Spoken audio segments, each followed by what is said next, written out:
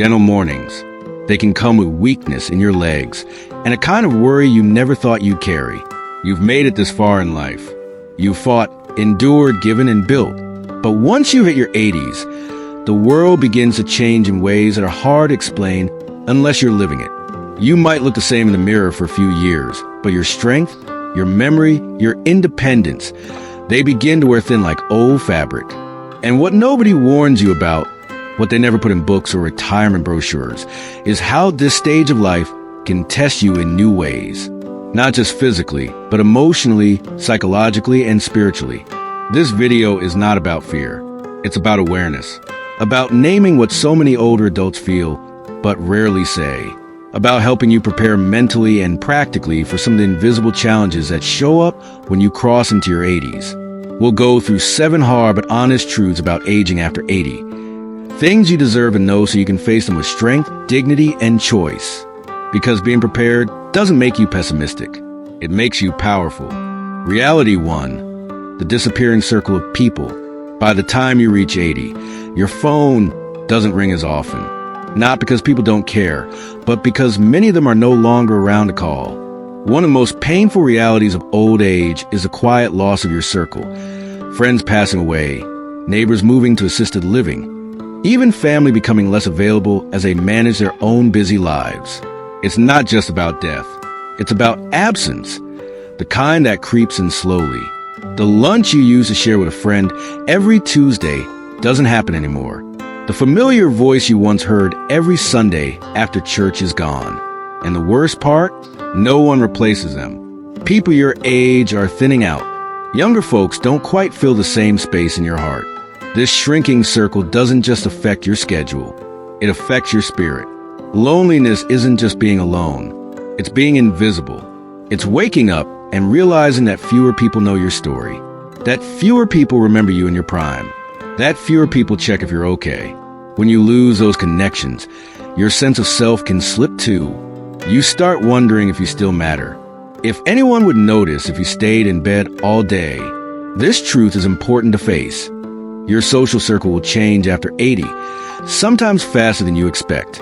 But you have the power to plant new seeds even now. Some seniors start volunteering not to feel useful, but to feel connected. Others find joy in small, consistent interactions.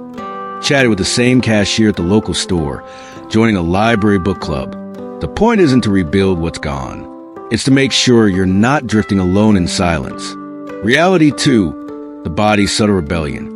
After 80, your body doesn't just age. It negotiates. One day your knees work fine. The next, they ache with every step. It's not the dramatic decline that gets most people. It's the quiet rebellion. The stiffness that wasn't there last week. The appetite that disappears. The nap that feels more like a necessity. Many expect their strength to fade gradually, but what surprises them is how inconsistent things become. You might sleep fine for 3 nights, then suddenly find yourself wide awake at 3 a.m., or your digestion starts reacting badly to foods you've eaten your whole life. It's like your body keeps changing the rules without telling you. This unpredictability makes you feel betrayed, not just by pain, but by the emotional toll of not feeling steady in your own skin. Younger people may not see it. You're still walking, still doing your chores, still cracking jokes, but they don't see how much energy it takes, how you plan your errands around your good hours, how you sit not because you're tired, but because standing makes your legs tremble. The subtle breakdown doesn't stop. It doesn't always follow a pattern. One day you feel young again. The next, older than your age. This isn't weakness. It's reality. But there's a response. Routines. Even simple ones. Drinking warm water in the morning. Stretching before bed. Getting 10 minutes of sunlight. These small actions remind your body that you're still on its side. Reality 3. The shrinking circle of people. One of the hardest truths is this. Your circle gets smaller, sometimes slowly, sometimes all at once. Friends stop answering, neighbors move away or pass. Even family becomes less available. It's not always intentional. Life just changes. Children become grandparents. Their time is eaten by work, kids, health, stress. Phone calls become rare. visits more rushed. At first, you think it's temporary. They're busy, but weeks stretch into months. Birthdays go by with only a text. Holidays feel quieter. You reminisce more, replaying old conversations, holding on to memories, because new ones are harder to come by. You might not drive at night anymore. It's harder to hear. Getting ready for a gathering takes too much energy. So even when you want to connect, you hesitate. The cost feels too high. This creates a loop. The less you connect, the more invisible you feel. And the more invisible you feel, the easier it is for others to overlook you. But shrinking circles don't mean disappearing lives. 1 or 2 meaningful relationships, someone to laugh with or sit in silence with, can be enough. Sometimes it means reaching out when it feels awkward, writing a letter instead of waiting, saying yes to a neighbor. You can mentor, volunteer, share your stories. Someone is listening.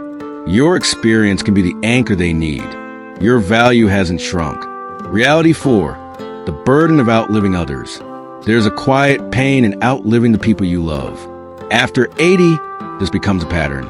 You say goodbye again and again to friends, siblings, even a spouse. It's not just loss. It's carrying memories alone.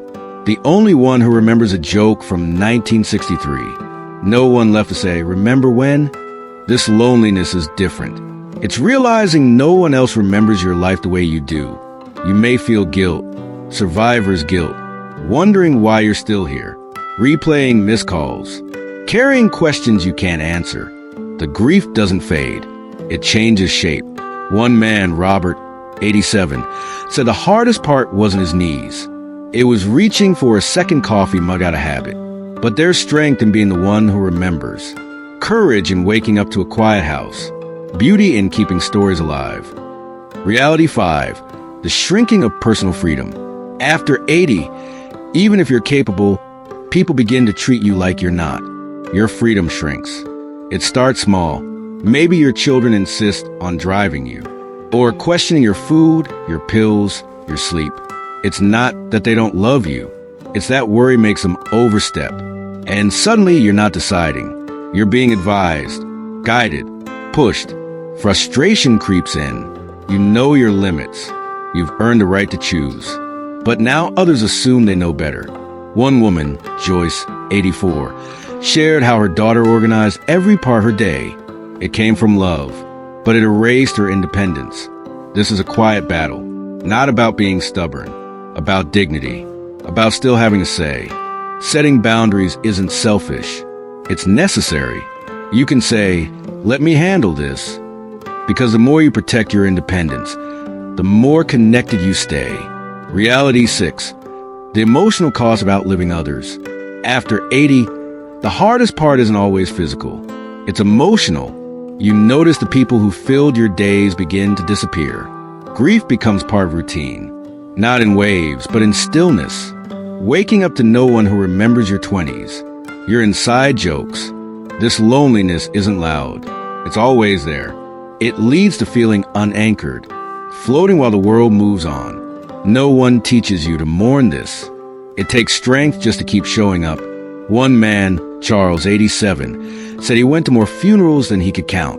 Still, some people keep opening up, risking new goodbyes, finding joy again, laughing with someone younger, staying connected. Don't be ashamed of sadness. Let the grief walk beside you, not stop you. Reality 7, facing your own fragility with grace. After 80, you realize your fragility, not just in bones, but in everyday things. Tying shoes, standing from a chair, holding a cup steady. Small stumbles remind you the body has limits now. That shakes your confidence. You plan based not on what you want to do, but what you can do. Fragility isn't weakness. It's wisdom in motion. Your body says, move more carefully, listen more closely. One woman, Nancy, 84, said, "I earned my cane. It's a reminder I walked a long road, and I'm still going." That mindset is everything. Some hide limitations. Others adapt. Use tools. Ask for help. Preserve independence. Strength after 80 isn't proving you can do it all. It's choosing what matters, moving with grace, being present and wise. Final thoughts. Getting older after 80 isn't just about the physical. It's about facing truths with your head high and heart open. You don't have to pretend it's easy, but there's power in knowing these realities, in choosing wisdom over fear.